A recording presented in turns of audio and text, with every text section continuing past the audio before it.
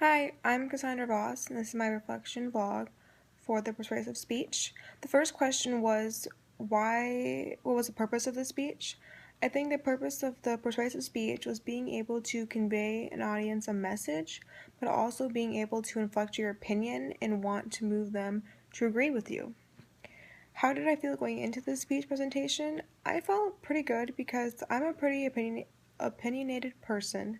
So when I heard we were supposed to convey someone of an emotion or opinion, I thought, this should come natural to me because I kind of think I inflect persuasive in almost all of my speeches or papers.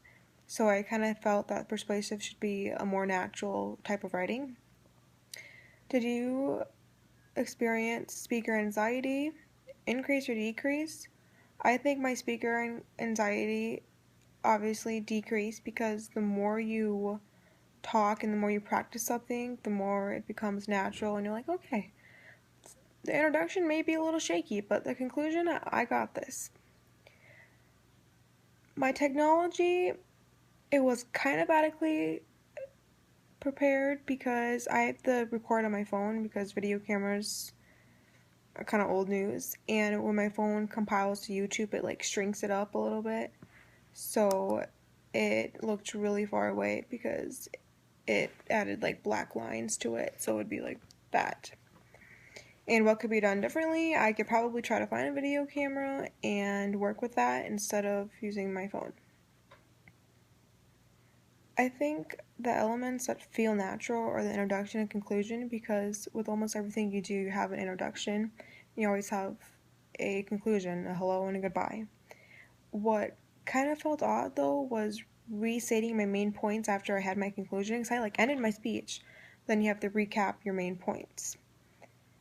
My audience was probably anyone who lives in America, and I feel like if you are an American, my audience would respond well to my speech, but if you are an American immigrant, you probably would either take offense or agree because my points said it would make life easier for you.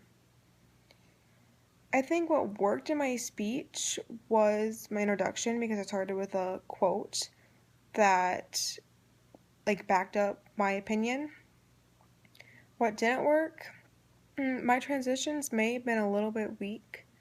I don't know why, but for the first speech, my transitions seemed really easy.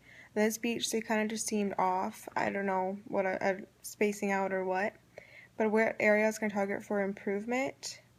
I think voice control. I may have spoke a little too fast, and I think that I can always use better transitions and have a little more of a flow. One thing that I'm taking out from the book is on page 123, chapter 13, would be derived credibility, because as my speech went on, I quoted more people and I referenced more people, such as Theodore Roosevelt, who was a president, John Adams, who was kind of one of the founding fathers of this country, people who did Declaration of Independence, a senator who was famous, and all these people you can read about online and learn about in history books. So I think that my derived credibility went on more as my speech went on because I referenced more and more people. Well, thank you for listening.